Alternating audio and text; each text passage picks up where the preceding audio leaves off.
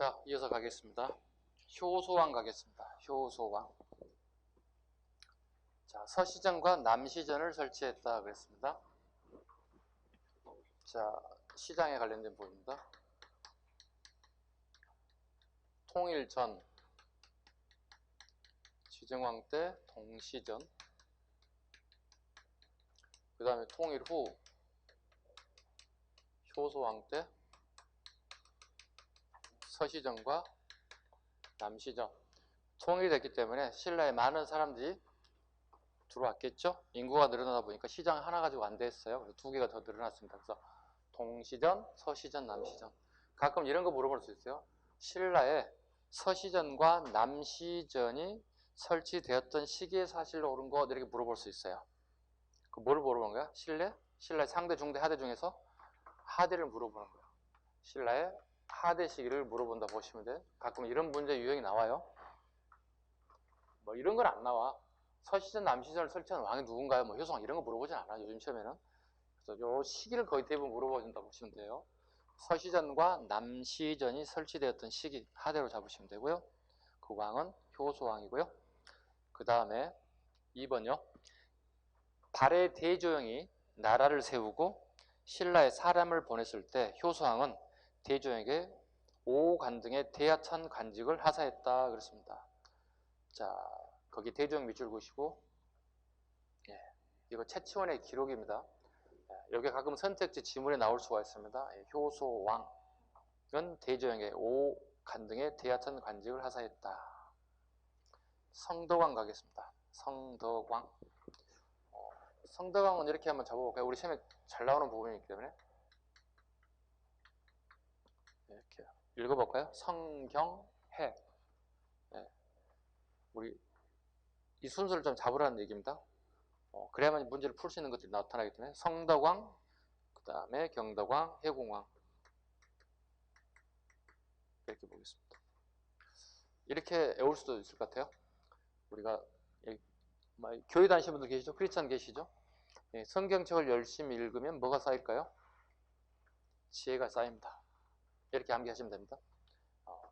성경책을 열심히 읽으시면 지혜가 쌓인다. 외우셨죠? 성경해. 이보다 더 좋은 방법 없잖아요. 기독교인들이 가장 좋아할 말이죠. 아침부터 선생님께서 무슨 기독교를 말씀하시고 오늘 불교를 가열차게 해야 되는데. 자, 보겠습니다. 성덕왕 업적 하나씩 보죠. 백성들에게 정전을 지급했다. 아주 중요한 점이 나오네요. 정전을 지급했다. 백성들에게. 자, 이건 원래 땅이 국가의 땅이에요. 국가의 땅인데 농민들, 백성들이 농사를 짓고 있었다. 농경이 시작되고 있었다. 자, 이런 경우가 있습니다. 자, 성덕왕은 참 좋은 왕인 반면에 못된 왕이 하나 들어올 수 있어요. 못된 왕이 와가지고 야, 국가의 땅 농사 지으면 안 돼. 좀 더 국가가 가져갈 거야. 그렇게 되면 어떻게 돼요? 백성들이 농사 지을 땅이 없어지잖아요. 자, 이거예요. 그러니까 없는 땅을 만들어준 게 아니에요. 농민들이 농사 짓고 있는 땅을 갖다 어떻게 준 거죠? 개인 소유화 시켜준 거예요. 이겁니다. 정전은 국가가 새로운 땅을 만들어 백성에 주는 게 아니고 기존에 농사 짓고 있는 그 땅, 농민들이 그 땅을 소유권 등기 이전을 해준 거예요. 쉽게 요즘 말로 치면은 소유권이 농민에게 넘어갔다. 이게 정전이에요. 굉장히 큰 일입니다. 왜? 향후에 농민들이 안정적으로 농사 지을 수 있게끔 만들어준 제도가 되는 거예요. 굉장히 좋은 제도로 보시면 됩니다. 그 다음에 이건 제가 가장 잘 나올 수 있는 부분이에요. 왜일까요? 경덕왕이 성덕왕의 업적을 평가해요. 자기 아버지잖아요. 그리고 이걸 뭐라고 그래요? 성덕 대왕이라고 불러요. 큰을 대자를 써요. 성덕 대왕이라고 불러요. 그리고 그 아버지의 업적을 기념하기 위해서 성덕 대왕 신종을 만들었어요. 신종. 새로운 종을 만들었다는 거예요. 이걸 다른 말로 뭐라 부르죠? 에밀리 종이라고도 불러요. 에밀리 종이다 불러요. 또요, 봉덕사라고 하는 절에 걸렸어요. 그래서 봉덕사 종이라고도 불러요. 봉덕사 종이라고도 불러요. 그럼 이건 신종이라는 얘기잖아요. 새로울 신자잖아요. 새로울 신이라는 것은 결과적으로 뭐야? 구종이 있다는 얘기잖아요. 옛날 종이 있다는 얘기잖아요. 여기에 상원사 종이에요. 여기에 상원사 종이 있어요. 구분하셔야 돼요. 상원사의 종과 그 다음에 봉덕사 종 구분하셔야 돼요. 또 성덕대왕 신종 같은 말입니다. 이걸 기념하기 위해서. 근데 이게 완성되지 않았어요. 해공왕 때 가야 어떻게 해요? 성덕대왕 신종이 완성돼요. 예.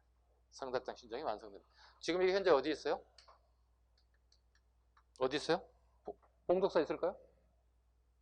경주에 있죠. 경주 어디 있어요?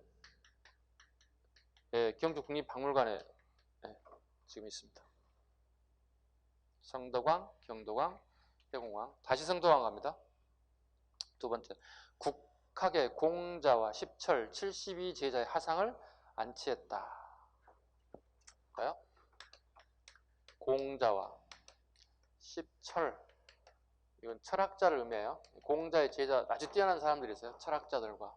그 다음에 72제자의 하상을 안치했다. 화는 그림이고요. 상은 조각이에요. 하상을 안치했다. 큰 의미를 가지고 있죠. 뭐죠? 국교가 재개됐다. 어디와? 네. 당나라와 국교가 재개됐음을 위한다. 국교가 언제 끊긴 것도 있을 거요. 끊긴 게 언제냐 물어보겠죠. 끊긴 게 언제요? 나당 전쟁 시기죠. 뭐 이런 무무왕 시기로 봐야 되겠죠.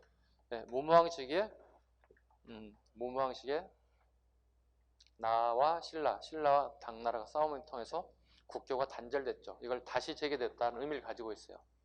네, 물론 유학교육을 강화하는 목적도 있지만 그 이면의 정치적 목적은 네, 국교가 다시 재개되기 시작했다. 무무왕 이후에 성도왕 때 다시 재개됐다. 이런 의미를 가지고 있습니다. 네, 물시계는 안 하셔도 되고요. 그 다음에 4번 볼까요? 발해 공격시도 봅니다. 발해 무왕이 당나라의 산둥반도의 덩저우를 공격하자 당현종은 신라로 하여금 발해의 남부를 공격해 주길 요청했다. 성도왕의 요청을 받아들여 출전 명령을 내렸지만 눈이 많이 와서 폭설로 길이 막혀 실패했다. 이를 계기로 당은 폐강 이남, 대동강 이남의 땅을 정식으로 신라 영토로 인정했다. 성도왕 꽤 많이 나올 수 있겠죠? 네, 꽤 많이 나올 수 있는 인사이기도 합니다. 성도왕 꼭 잡으셔야 됩니다. 그 다음에 경도강. 자, 효성왕은 뭐 그렇게 문제 삼지 않아도 될 것 같고요. 경덕왕으로 바로 갑니다. 경덕왕. 불국사와 석굴암, 그 다음에 하엄경을 보급했다. 불국사. 원래 불국사의 원 명칭 아시는 분 있나요? 원래 풀네임.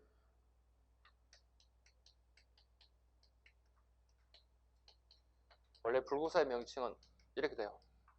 대하엄 불국사입니다. 원래 명칭. 풀네임은 대하엄 불국사입니다. 보실까요? 하엄 잘 잡으셔야 돼요. 앞으로 불교사를 공부할 때 하엄이라는 단어 계속 나올 텐데. 하엄. 꽃필화. 꽃이 피었다. 장엄한 꽃이 장엄하게 폈다. 꽃이 만발했다. 장엄하게 폈다. 이게 곧 하엄의 세상이다.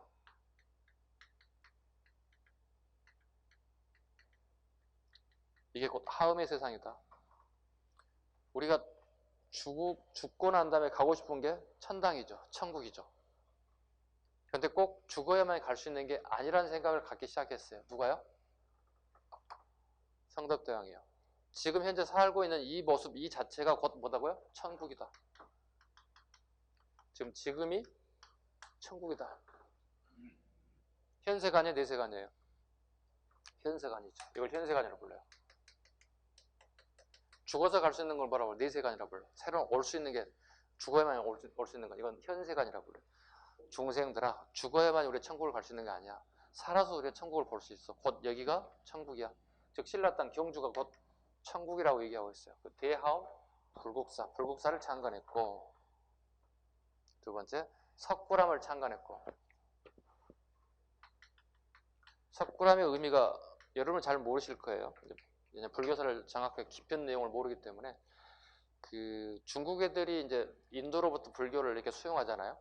그리고 부처님을 갖다 모시죠. 안치하죠. 부처님을 안치할 때 가장 이상적인 안치 방법이 뭐냐면 얘네들은 커다란 바위 있잖아요. 바위를 파가지고 거기 부처님 상을 안치하는 게 가장 이상적인 목표로 삼아요. 근데 그게 우리나라도 전파가 돼요. 신라하대. 근데 우리는 그런 기술이 없어요. 근데 그걸 하고 싶어요. 그럼 여러분 어떻게 해야 돼요? 아주 유명한 명품 핸드백을 갖고 싶어요, 여성들이야. 갖고 싶은 대리 만족을 할 수 있는 방법이 어디 있어? 여러분 흔히 하는 짝퉁 하나 사서 한 달 정도 쓰다가 버리면 되잖아. 아, 이거 비유가 좀 적절하지 않네. 봐요. 그럼 봐요. 우리는 인공 석고를 만들 수 있는 기술이 없어요. 그래서 어떻게 해요? 인공 건축을 만들어요. 인공 건축을 만들어서 석고를 만들고 여기에 부처님을 갖다가 여기다 안치하는 방식이에요. 그러니까 중국의 석굴암 방식과 우리의 석굴암 방식이 약간 달라요. 해보고 싶은데 할 수가 없어요. 기술이 딸려요. 그래서 야 차라리 그럼 우리 만들자. 그 만들어진 게 지금 인공 석굴이 된 게 석굴암이에요. 이런 방식이 다 큰 의미를 가지고 있습니다. 지금 여러분 우리 21세기 사는 우리는 이걸 잘 몰라요. 그러나 그 시대 불국의 나라 시대에는 이게 꼭 필요했던 것들이에요.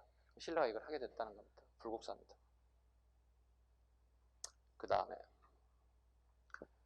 하엄경을 보급했다. 왕의 권위, 왕실의 권위, 신성함을 고양시킬 목적. 그 다음에 다란이경, 풀네임은 무구정광 대다란이경이라고 부르죠. 무구정광 대다란이경. 앞에 무구정광 하나 넣으시면 돼요. 무구정광 대다란이경. 자, 불국사 석가탑에서 발견되었다. 불국사 석가탑이 있고 뭐가 있어요? 가보신 분은? 네, 석가탑이 있고 다보탑이 있죠. 석가탑과 다보탑이 있는데 여기에서 발견됐다. 이게 가끔 출제 한번 됐죠. 이렇게 여기에서 발견됐다. 이건 아닙니다. 석가탑입니다. 아마 이 방송을 경주에 있는 학생들도 보고 있을지 모르겠는데 특이한 것은 자기 지역의 문화재를 가장 잘 알 거라고 생각하는데 의외로 몰라요. 그죠? 몰라요. 의외로 몰라요. 여러분 주변에 있는 문화재를 내가 잘 알 거라 생각하는데 의외로 몰라요. 선생님이 훨씬 더 많이 하는 것 같아요. 석가탑과 다보탑의 특징. 이걸 쌍탑이라 불러요. 쌍탑의 의미. 이상과 현실이 하나가 되었다. 네, 이런 의미를 가지고 있어요. 네. 이상과 현실이 하나가 됐다. 통일을 가졌던 꿈이 하나가 된 거죠. 실천된 거죠. 네, 삼한 통일의 꿈이 완성된 거죠. 이런 의미를 가지고 있습니다. 자, 그래서 석가탑과 다보탑은 굉장히 큰 의미를 가지고 있고 다란이경이 석가탑에서 발견됐던 침은 말장난에 넘어가시면 안 됩니다. 아시죠? 특히 여기 뭐 경찰이라든가 소방 뭐 이런 일반직이 아닌 사람들은 이런 유형의 문제에 익숙해져야 됩니다. 그 다음에 다음 가보죠. 하나정책 보겠습니다. 하나정책. 전국의 지명을 중국식으로 바꿨다. 전국의 지명을 중국식으로 바꿨다. 구주의 명칭을 중국식으로 고쳤다. 네, 전국의 몇 줄 보시죠. 중국식으로 처음 바뀐 이걸 일명 하나정책이라고 그러죠. 여기 보시면 지증학이 뭐 있습니까? 하나정책이죠. 한족의 문화를 수용했다는 뜻이에요. 중국 한족의 문화를 수용했다. 이건 주로 중앙의 관제라든가 중앙의 어떤 이름들을 전부 다 한자식으로 다 바꿨다는 뜻이 되는 거예요.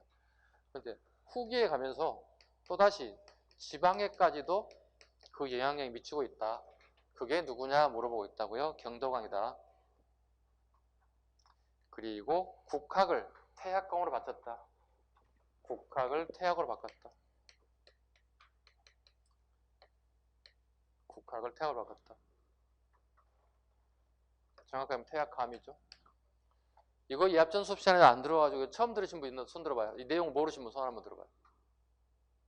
네, 좋아요. 봐보시죠. 태학을, 자, 기존에 했던 분들은 대답해 주세요. 태학을 처음 만들었던 사람은요? 우리나라가 아니라 중국의 한무제. 한무제는 엄청난 군주라고 봐야 되겠죠. 쉽게 해서 권한이 최고지에 올랐던 인물이죠. 그럼 결과적으로 봐봐요. 경도광은 지금 어떻게 해요? 왕권이 약해지고 있죠. 약해지고 있습니다. 중기에서도 마지막 가고 있어요. 성경회가요. 요거 끝나고 난 다음에 이제 하대가 시작돼요. 이게 이제 선도광 때부터 가는 거거든. 중기의 이제 말기라 보시면 돼요. 경도광은 본인이 왕권이 강하지 못함을 알고 있죠. 왕권을 강화하고 싶죠. 그때 인재가 필요한데 그 인재를 태학에서 만들어내겠다는 거거든. 근데 원래 대학이 있었다는 거죠. 이 더하기 이렇게 명칭이 바뀌었다는 의미를 가지고 있어요. 난 누구를 담고 싶다고 얘기하는 거죠, 지금 현재?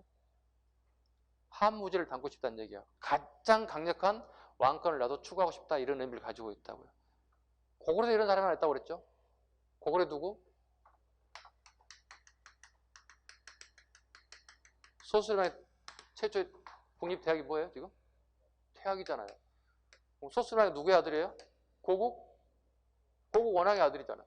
아버지가 전쟁에 돌아가셨잖아요. 그죠? 국가가 파탄 일보 직전이잖아요. 그 나라를 다시 세울 수 있는 건 뭐예요? 인재밖에 없잖아요. 인재 양성해야 되잖아요. 그 인재 양성을 어디서 하겠다고요? 나는 왕권이 약하다는 얘기야, 강하다는 얘기야. 태학이라는 단어가 들어가면 나는 왕권이 약하다. 앞으로 나는 어떻게 왕권을 강하고 싶다. 누구를 담고 싶다. 한무제를. 그 한무제 세웠던 학교를 이름 바꾸는 거겠지. 그게 뭐야? 태학이겠지. 이게 이론을 알고 외워야지. 이론 모르고 막 외우게 되면 공부 더럽게 재미없어. 국사는 무조건 암기 과목 이렇게 돼버린다. 그죠? 네. 다시 가죠. 4번. 왕권의 균열. 귀족들의 반발로 노급이 부활됐다. 노급이 부활됐다. 사원의 면세가 늘어 국가 재정의 압박을 받았고 중앙 귀족의 지나친 사치와 향락, 농민의 부담이 증가되었다. 자, 노급이 부활되면 뭐가 또 사라져야 됩니까? 관료전이 폐지돼야 되겠죠. 5번. 성덕대왕 신종을 만들기 시작했다. 네, 신종을 만들기 시작했다. 그 다음에 경동왕 때 김대문 8세기 초 성덕왕 때 한산주 총관을 지낸 진골 출신으로 뛰어난 문장가로 활약하였다. 대표적인 책이 있다. 계림잡전, 하랑세기, 한산기, 고승기. 단 전해지지 않고 있다. 예, 전해지지 않고 있습니다. 전해지지 않고 있습니다. 볼 수가 없습니다. 기록만 남아 있습니다. 네, 김대문을 잡아야 되겠죠. 이 사람은 진골 출신입니다.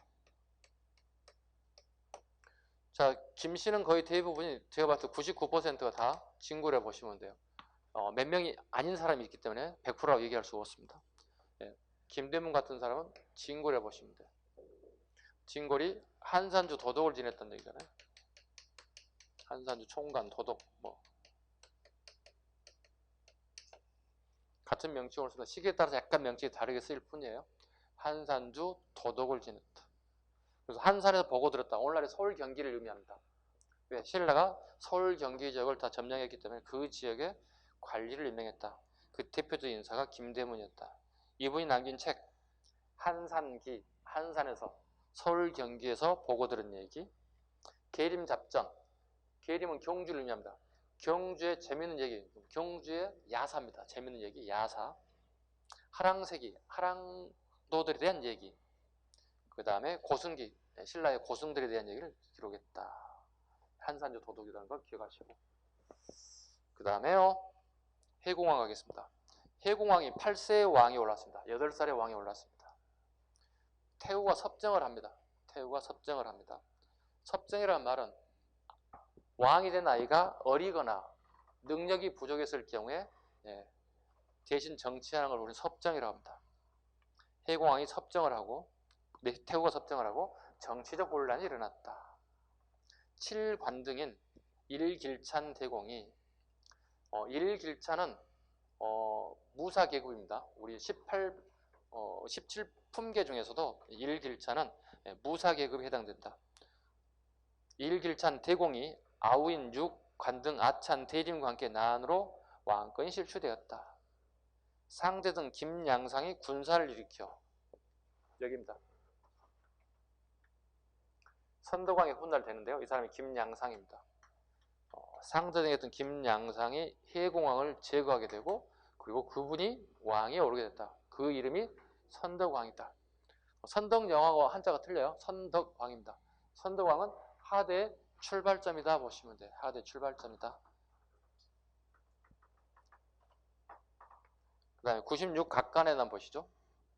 각간은 본래 신라 최고의 관등인 이벌찬을 지칭하는 용어로 96 각간은 각간의 수를 나타낸 것이 아니라 당시 난을 일으켰던 귀족과 진압한 귀족 전체에 포함했을 때 96명 정도가 된다. 그래서 이걸 갖다가 96 각간의 난이라고 지칭을 하게 됩니다.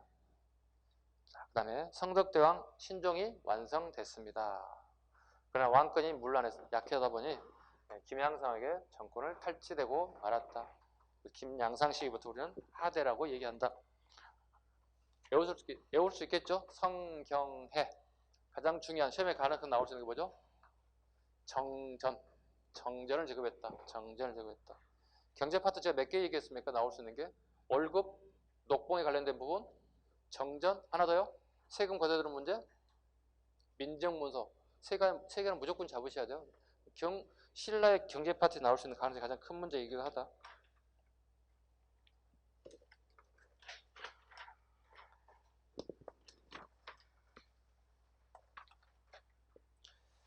자, 통일신라 이제 하대가 시작됩니다. 하대 왕들에 대한 업적을 하나씩 보도록 하겠습니다.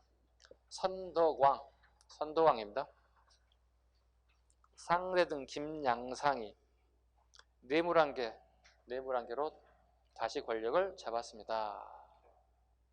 그 다음에 김경신과 함께 김지정의 반란을 제압하기도 하였고, 김지정의 해공왕과 왕비가 살해되자 왕에 즉위하였다. 일단 선덕왕은 뭐 특별한 건 없습니다. 선덕왕은 일단 신라 하대 출발점이다. 원성왕 갑니다. 원성왕은 별표 하나 정도 할 필요가 있습니다. 원성왕. 독서 3품가를 실시했다. 진골의 귀족의 반대로 실패했다. 독서 3품가 뭐죠? 원성왕 때 독서 3품가.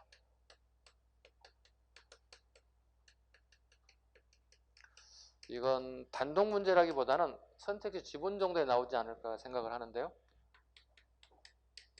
상품, 중품, 하품 이런 식으로 세 가지로 구분했다. 얼마만큼 유교 경전책을 읽었느냐 테스트 해보는 거예요.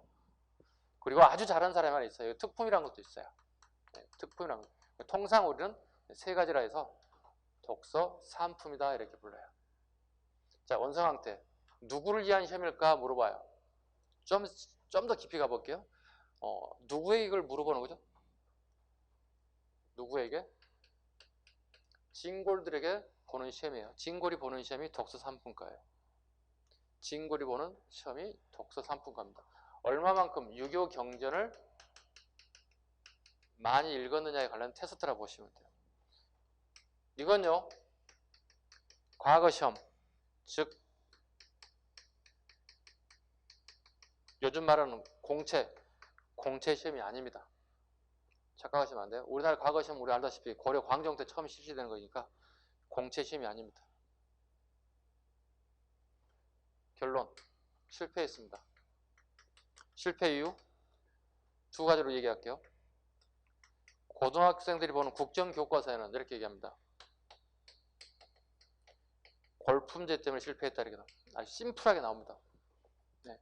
근데 내용을 모릅니다. 학생들이. 고등학생 골품제 때문에 실패했다. 단순히 외워야 되는 상황이 발생된다. 우리 이제 공무원 시험을 준비하는 수험생들에게는 골품제 때 실패는 도대체 왜 실패했는가를 알아봐야 되겠죠. 맞죠? 진골들 위한 시험이라고 그랬죠. 진골들은 시험. 이 원성왕 진골입니다. 같은 진골입니다. 진골왕이 진골들 위한 시험 제도를 만들었어요. 진골들이 반대했어요. 이유는 이렇습니다. 이건 제도죠. 독수산법과는 제도죠. 제도가 우리 진골이잖아요. 우리의 신분을 뛰어넘을 수 없다.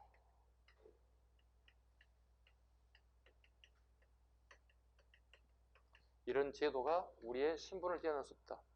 자, 이런 제도가 우리를 테스트하는 건 있을 수 없는 일이다.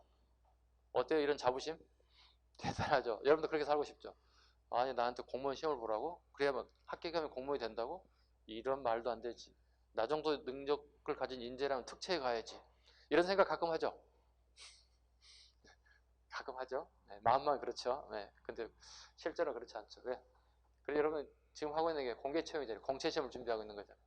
그죠? 실력이 되면 합격하고 안 되면 떨어지는 거 정정당당하게 가장 좋은 제도이긴 하죠. 그래서 여러분들이 많은 사람들이 도전하게 된 이유가 이거죠. 특히 요즘 같은 취업난에 공무원 많은 게 없잖아요.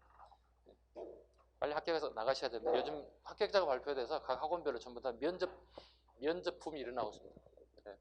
가는 학원마다 애들 막 양복 입고 와요. 합격한 애들이. 실제처럼 하겠다고 해서 이제 양복을 입고 와가지고 모의 테스트를 막 하는 것 같아요. 모의 테스트 하는 것 같아요. 보기 좋았습니다. 부럽기도 하고. 부럽다. 그 옆에 여기 지금 하고 있는 것 같아요. 원장님 지금 옆에 보이. 네. 참 부럽습니다. 학교간 애들. 여러분도 꼭 그런 날이 빨리 오기를 기대하겠습니다. 자, 다시 가죠. 헌덕안 가겠습니다. 자, 옹천두 도덕 김원창입니다. 옹천두 도덕 김원창 밑줄 그시고 그의 아들 김범무 밑줄 그시죠. 왕위 계승에 대한 불만, 이로 인해 무일한계 직계는 육두품으로 강등되었다. 네. 왜냐하면 김원창이 무일한계 직계고요. 그 다음에 방금 얘기했던 선덕왕은요, 내물한계입니다. 내물한계하고 무일한계가 지금 현재 경쟁이 이루어지고 있습니다. 자, 김원창은 무일한계로 내물한 후손인 원상에게 왕위를 빼앗긴 김주원의 아들이었는데, 거기 김주원 밑줄 보시죠. 김주원. 원상의 왕위를 빼앗긴 김주원의 아들이었는데 왕위를 다시 찾기 위해 옹주를 금고로 반란을 일으키고 국호를 장안에 밑줄 그었습니다. 장안. 국호를 장안. 그 다음에 연호가 빠졌다. 네. 옆에 여배가 될까요? 연호. 경운. 연호를 경운이라고 하며 하였으나 그 난이 실패했다. 그의 아들 범문이 다시 한산에서 도읍을 두고 반란을 계속했으나 실패했다. 자, 이거 좀 설명을 할게요. 선덕왕, 여기 누구죠? 김양상이죠. 김양상과 김주원이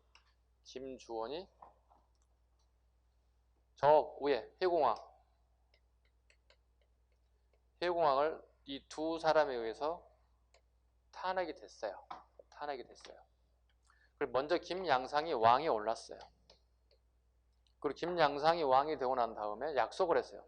내가 왕 다음에 당신이 왕이 하세요. 이렇게 했어요. 김주원 다음에 어떻게 왕이 될 처지가 됐어요. 김양상이 왕을 하다가 사망했어요. 그럼 다음 순서 누가 되는 거죠? 김주원이 돼야 돼요. 그런데 요즘처럼 갑작스럽게 폭우가 쏟아져가지고 김양상이 경주에 있지 않고 강원도 꼴짝에 지금 파견 나가 있었어요. 왕이 일단 즉위식을 하기 위해서 바로 어떻게 와야 돼요? 경주로 와야 돼요. 근데 폭우가 10일 이상을 막 쏟아 부었어요. 왕이 즉위식을 못하고 있어요. 신라는 어떻게 해요? 왕위가 공백 상태였어요. 이때 왕실에서 생각하는 게, 귀족들이 생각하는 게, 야, 이 사람은 왕이 될 팔자가 아닌가 봐. 이러지 않고서 이게 이렇게 불순할 수 없지 않잖아. 그래서 결과적으로 이에 후손들을 갖다가 왕으로 옹립해버린 거예요. 그럼 김주원의 아들들은 아버지가 왕이 되면 어떻게 자기들도 왕이 될 수 있는 순서가 되는 거 아니야? 그래서 이제 김원창이 난을 일으켰어요. 김원창은 웅천주 도독이었어요. 오늘날의 공주입니다. 공주 웅천주 도독으로 있으면서 반란을 깼어요. 그럼 결과적으로는 실패했어요.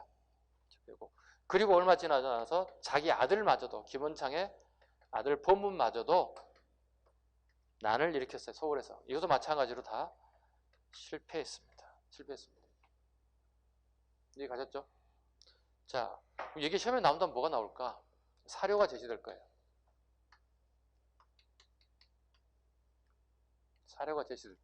그리고 이 시대를 물어볼 거예요. 자, 누구는 이렇게 나오겠죠? 누구겠습니까? 김원창이겠죠? 누구는 왕이 계승의 부분을 가져서 반란을 깨했다. 그리고 나라 이름을 국호를 그 다음에 연호를 장안과 경운이라 하였으며 이렇게 나올 거거든. 그럼 누구 얘기하는 거야? 김원창의 날을 물어보는 거예요. 그죠? 김원창은 뭐예요? 신라 상대, 중대, 하대 중에 하대예요. 하대의 시대상을 물어보는 거예요. 선택지 지문에 아주 쉽게 골라낼 수 있어요. 최소한도 장안과 경운 정도는 우리가 꼭 기억해 두실 필요가 있다. 장안과 경운에 관련된 부분. 사료를 알게 되면 어떻게 1초 내지 2초면 문제를 쉽게 풀어낼 수 있습니다. 그 다음 두 번째 가죠. 선종승려 도의. 별표를 한 3개 하셔야 됩니다. 지금은 하지 못합니다. 불교기 때문에 뒤에 가서 하겠습니다. 선종승려 도의가 당나라에서 기국했다. 선종을 학산시키려 실패. 설악산 진전사에서, 진전사 밑줄 보시죠. 설악산 진전사에서 제자인 염거에게, 염거의 밑줄 보시죠. 남종선을 전수하고, 남종선을 밑줄 보시고, 지금 여러분 남종선, 북종선 나면 지금 하나도 모를 거예요. 지금 남종선을 전수하고 입적하였다. 이후 염거의 제자인 채징에 밑줄 그었습니다. 채징에 의해서 선종 가지산파에 밑줄 그었습니다. 가지산파의 개조가 되었다. 처음 문을 열었다는 뜻이에요. 가지산파의 문을 열었다. 가지산이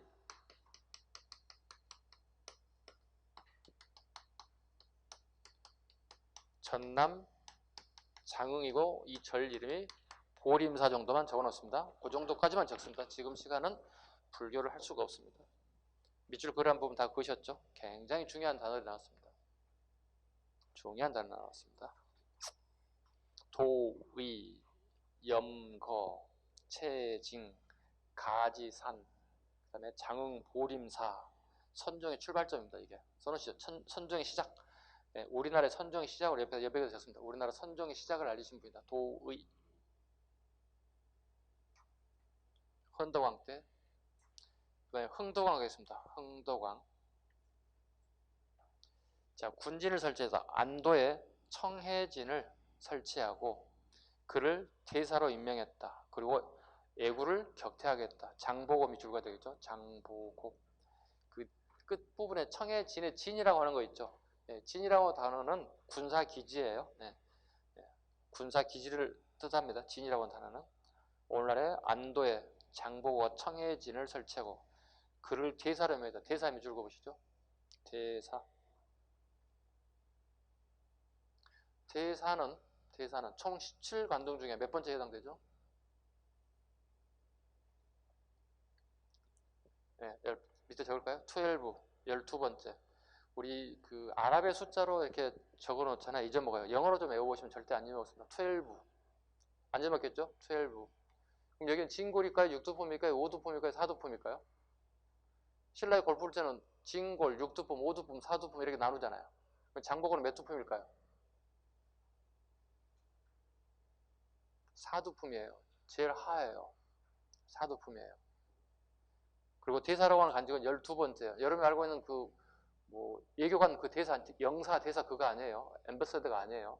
그 시기에 골품제도의 시기에 나타난 그 관직명이 대사예요. 대사니까 뭐 대단한 것처럼 생각하지만 그렇게 높지는 않아요. 12번째에 해당되는 골품제를 가지고 있습니다. 자, 애구라든가 그 다음에 그 서해안 지역을 장악하고 있는 인사가 장보고입니다. 그래서 당나라의 교역이 이루어지고 견당 매물사가 파견되고 굉장히 활발해졌습니다. 이게 흥덕왕식의 장보고의 업적입니다. 그리고 남양 하성시에 당성진을 설치하기도 했고요. 계획을 추구하고 사치금지 교서를 받습니다. 거기 사치금지 교서에 밑줄 그으시고 그 다음에 위에 장보고 밑줄 그으시고 2019년 기출입니다. 2019년도 기출입니다. 옆에가 적습니다. 오른쪽에 2019년도 기출, 올해 금년 기출 문제입니다. 최근 기출입니다. 사치금지 교서를 내렸다. 신라가 어떻게 화제가 되니까 진골 귀족들이 사치가 도를 넘어서기 시작합니다. 사치가 도를 넘어서기 시작합니다. 문성왕 갑니다. 군진을 또 설치한다. 강화도에 혈구진을 설치했다. 혈구진에 밑줄 그었습니다. 네, 강화도에 혈구진을 설치했다. 군사가 배치되고 있다. 장보고에 나온 갑니다. 신무왕 즉위에 공을 세웠던 청해진 대사 장보고는 귀족들의 견제를 받았고 자기 딸을 왕비로 맞지 않은 것을 원망하고 청해진을 근거로 반란을 일으켰으나 부하 염장에게 살해되고 말았습니다.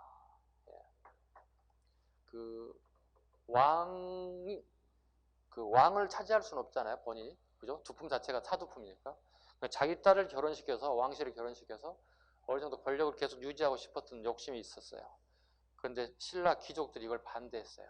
왜요?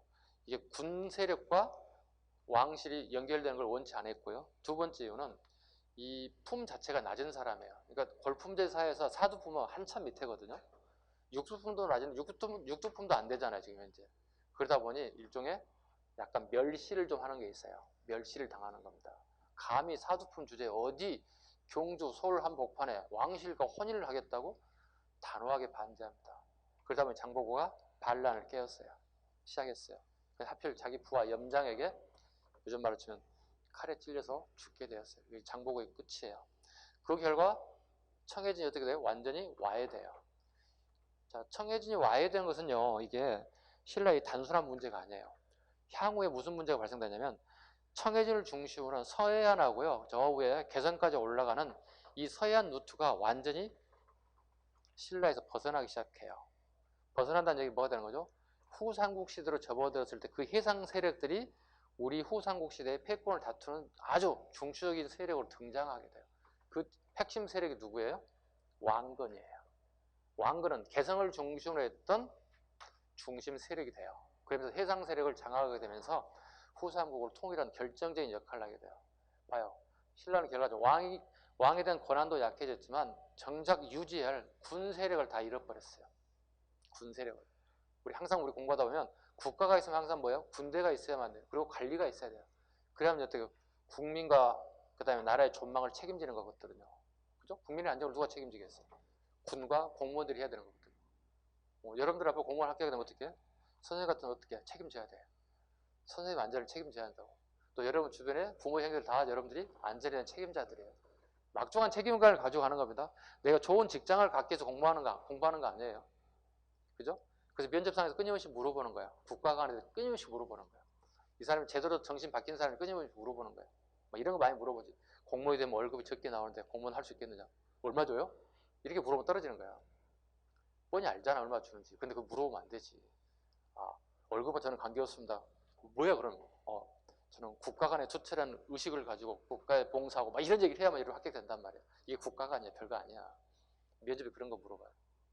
이해 가셨죠? 다시 가죠. 다들 좋아하시네요. 면접 얘기하니까. 언제 나에게 그날이 올까? 막 이런 의구심 반, 기대 반, 막 이런 것 같아.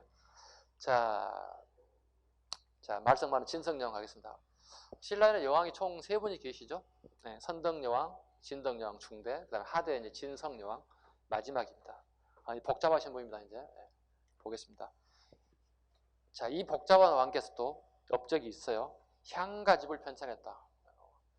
향가집 노래죠. 각간 이용과 대구 화상에서 3대목이 편찬되었다. 거기 이용의 밑줄 봐. 자기 삼촌이에요. 자기 삼촌인데 진성여왕이 삼촌하고 연애를 해요.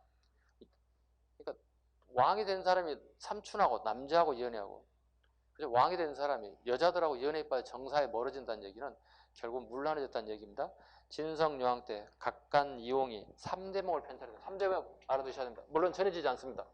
향가집입니다. 우리 국어 시간에도 나올 겁니다. 네. 향가집입니다. 노래입니다. 쉽게 해서 노래. 우리 고을에, 우리 마을에 노래가 하나로 모아졌다. 향가집. 알아두셔야 됩니다. 신라 때고요. 고려 때도 있지 않나요? 우리 공부하신 분들. 고려 때도 뭐 있지 않나요? 있죠. 언제? 고려 광장 때 누가 있어요? 네. 균현 스님이 만든 향가집이 또 있습니다. 네. 2가지 정도만 잡으시면 됩니다. 일단 향가집에 관련된 부분은. 그 다음에 2번째 농민봉기. 사벌주, 오늘날의 상주죠. 사벌주의 원종 애노이나 밑줄 긋고 별표. 가장 많이 나온 부분입니다. 우리 하대 시험 문제에 가장 많이 나온 인사가 원종 애노이나. 그 다음에 적고족은 사람 이름이 아니고 붉은색 바지를 입었다. 일종 이것도 뭐야? 농민입니다. 등 농민봉기가 발생했습니다. 농민봉기가 발생했습니다. 먹고 살기 힘들다는 얘기죠. 2째 줄.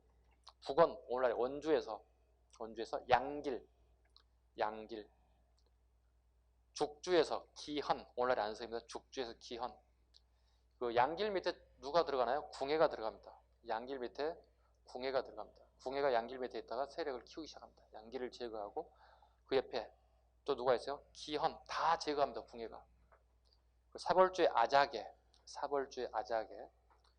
그 다음에 전주의 견원, 견원은 물론 전주에서 후백제를 건국하지만 먼저 중심을 잡았던 것은 뒤에 하겠지만 견원은 원래 처음 출발지는 금성이었습니다. 오늘날의 나주고요. 그 다음에 출발지가 무진주입니다. 무진주가 오늘날의 광주광역시가 되고요. 그 다음이 완산주예요. 오늘날의 전주입니다. 네, 여기에서 뭘 만들어요? 후 백제를 건국하게 돼요. 최소한 이 옛 지명 정도는 잡으셔야 돼요. 금성, 무진주, 완주. 물론 경주도 금성이라고 얘기를 했어요. 도시 이름 동일한, 근데 한자가 약간 달라요. 네, 금성, 무진주, 안산주에 권력을 세운 인사가 견훤입니다.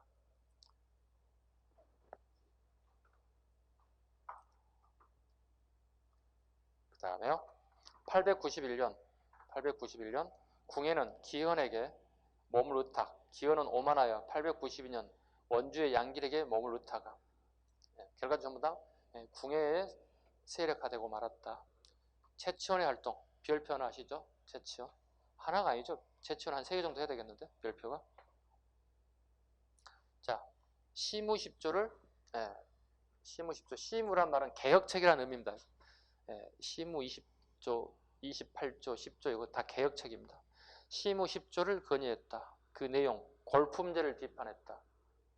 그 다음에 과거제도 시행을 주장했다. 과거제도는 최치원뿐만 아니라 육등포애들이 모두 다 주장한 내용입니다. 자, 최치원은 개인적으로도 나올 수 있는 인사이기도 합니다.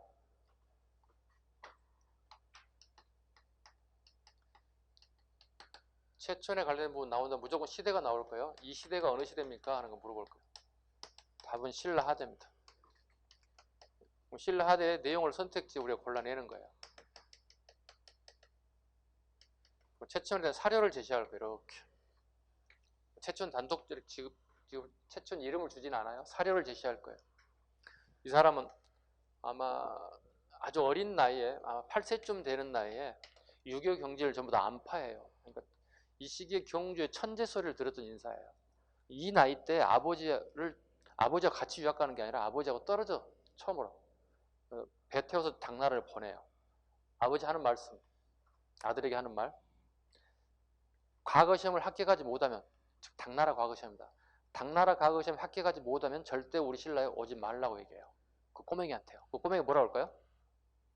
여러분 같은 어떻게 8살 정도 울겠죠. 비행기 타고 미국 가서 너 잘 살아? 이 꼴이 됐잖아요. 그 땅이 어디 땅인지도 모르고 가는 거잖아요. 아버님 알겠습니다. 꼬맹이가 당차게 당나라 유학 가요. 당나라 유학 갑니다. 얼마나 힘들겠어요. 그죠? 한자 좀 읽었을 뿐인데 당나라 말고 중국말도 다시 배워야 되잖아요. 지리도 모르잖아요. 엄마 아빠 보고 싶을 때 어떻게 해야 돼요? 힘들잖아요. 열심히 공부해서 과거 시험에 합격합니다. 과거 시험에 합격합니다. 이 과거 시험의 종류를 우리 뭐라 불러요? 뭐라 불러요? 빈공과라 불러요? 빈공과라 불러요? 이거 시험에 잘 나와요? 빈공과 보죠? 빈공과란 당의 유학 온 유학생을 대상으로 보는 과거 시험이에요. 당나라에 유학 온 유학생을 대상으로 보는 시험이다.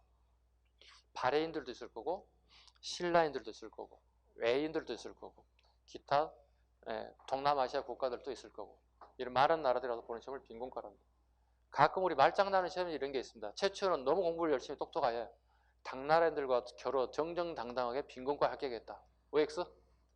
X. 누구라고요? 유학생을 대상이라 한다고요? 당나라 학생하고 견주는 거 아니라고요? 아셨죠? 보기는 좋지만 당나라 학생들하고 견준 게 아닙니다. 유학생을 대상으로 보는 빈공과에 합격했다. 그 다음에요. 출세가 됩니다. 중앙의 고위 관료를 역임하게 돼요. 그리고요. 지방관까지 역임을 하게 돼요. 두루두루 행정의 달인이 돼서 나름대로 꽤 덕망이 있는 인사가 돼요. 근데 하필 이때 요 시기에 당나라에 항소의 난이 발생했어요. 항소의 난이 발생했어요. 항소는 사람 이름이에요. 이때 글 잘 쓰는 최치원에게 유명한 명문의 글을 하나 써달라고 그러죠.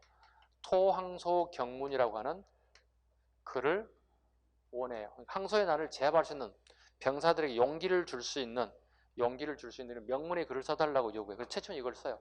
그걸 병사들에게 토항소 경문을 하나씩 뿌려주는 거죠. 이 글이 얼마나 잘 썼는지 이 병사들이 용기가 북돋아져서 결과적으로 항소의 난을 물리쳐요. 이렇게 최치원의 이름이 널리 알려지기 시작했어요. 이게 신라에 있는 진성여왕 시기, 이 시기에까지, 신라에까지 이 소식이 전해졌어요. 진성여왕 왈. 신라 사람 이렇게 똑똑한 사람이 있었어요? 그 사람 신라 사람이에요? 오, 이 사람 여기 있으면 안 되잖아요. 우리 인재네요. 이거 우리 스카우트 없시다. 스카우트에 오는 거예요. 최치원이 스카우트에서 오는 거야. 자, 어렸을 때 가가지고 나이가 지긋한 나이가 돼서 이제 자기 나라를 위해서 나름대로 좀 헌신하겠다.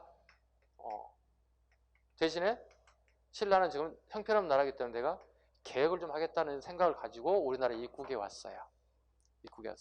근데 최치원은 성씨가 뭐예요? 김씨가 아니죠. 김씨가 아닌데 아까 뭐라 했어요? 99%가 육두품이에요.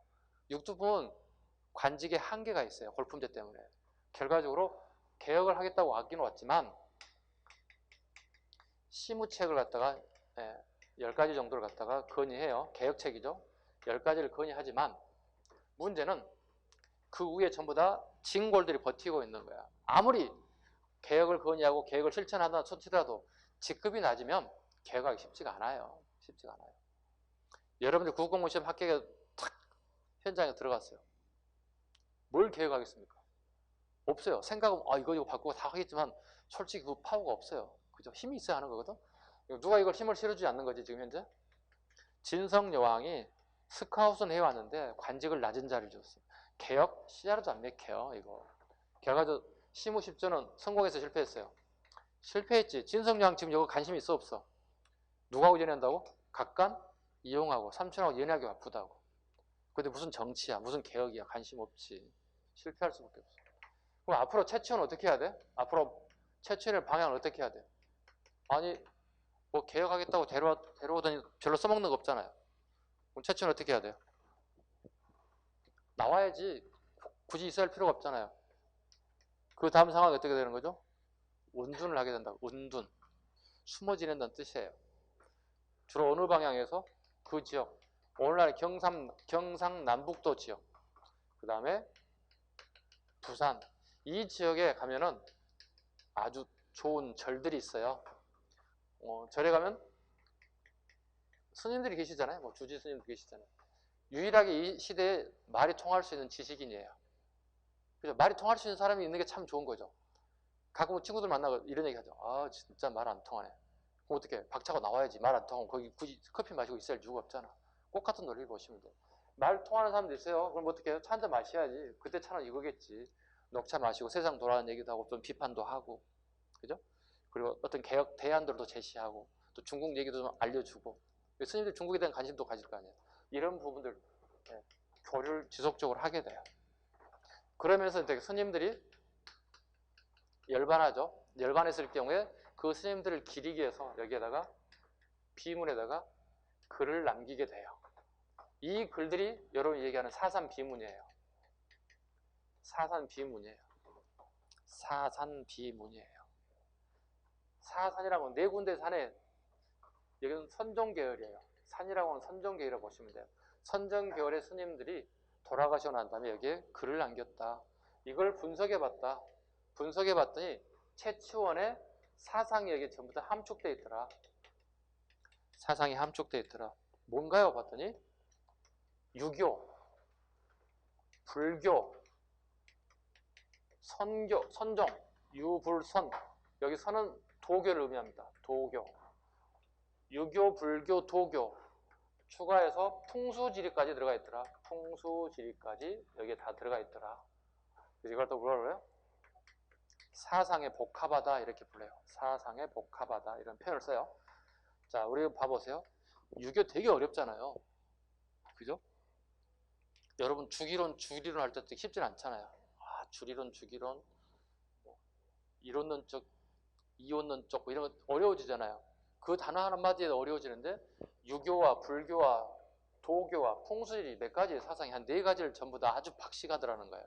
분석해봤더니. 그래서 최치원의 학문적 능력이 엄청나더라는 거예요. 즉 사상의 복합화 현상들이 등장하더라. 이게 채치원과 관련있는 가장 대표적인 내용들이다 보시면 됩니다. 국어책에 이런 거 나오지 않나요? 갑자기 생각났어요. 우리 책에 안 나올 것 같은데. 추야우중이라는 단어. 시 제목입니다. 추야우중. 추야우중. 선생님이 고등학교 때 배웠던 것 같아요. 추야우중. 가을 추자, 밤 야자, 비 우자, 가운데 줄자. 가을 밤에 비는 오는 데는 뜻입니다. 번역하면. 가을 밤에 비는 오는데 누구 하나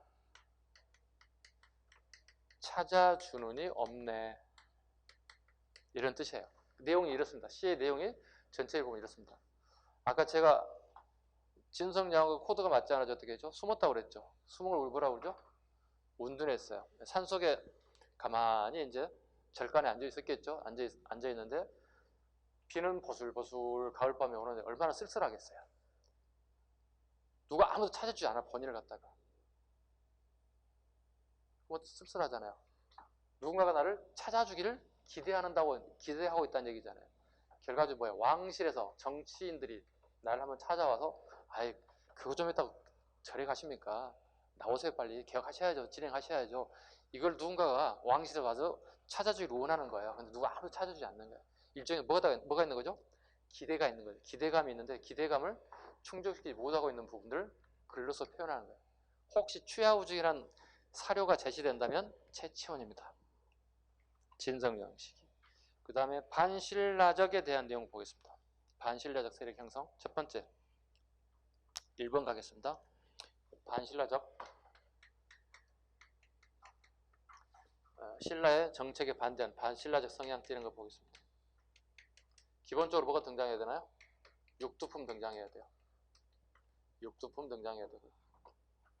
두 번째 호족 잡아야 돼요. 호종은 지방의 유력자들을 얘기하는 거예요. 지방의 유력자들. 호족들이 반신라적이 있다. 육두품의 대표적인 인물 채치원. 그 다음에 채언이, 채승우. 적어드린 이유는 이 사람은 운둔해버렸어요. 운둔해버렸어. 네. 채치원 호 혹시 아세요?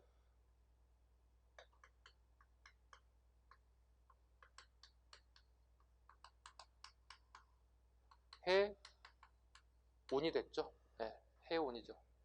많이 들어보지 않았나요? 여름 되면 놀러 많이 가지 않나 여기? 피서? 네. 그럼 이분이 어디까지 갔다는 얘기지? 여기서 나온 이름이 해운대예요. 네. 최소한 우리가 해운대를 한 번쯤 가보신 분이라면 아 채치원 선생과 관련이 있군요. 그 동네가 네, 멀리도 갔죠. 네, 그 지역까지 갔어요. 자, 채원이 채승우가 한번 시험에 나왔죠. 왜? 왕건의 측근이 된 게 채원이고요. 채승우는 견훤을 보필했어요. 서로 바꿔서 한번 출제된 적이 있습니다. 일명 이걸 고려의 삼채라고 얘기한다. 그 다음에 세 번째, 우리 불교입니다. 불교에서 나온 선종입니다. 선종 계열들이 전부 다 이쪽으로, 그 다음에 풍수지리, 이런 사람은 전부 다 반신라적이다. 이렇게. 이 반신라적인 사람이라는 얘기는 결과적으로 어디로 간다는 얘기죠? 이 사람들은 고려, 개창. 자, 고려 계곡의 공원 세력이다 보시면 돼요. 고려 계곡의 공원 세력이 되었다. 육두품, 호족, 선종, 풍수지리, 신라하대를 대표하는 단어들입니다.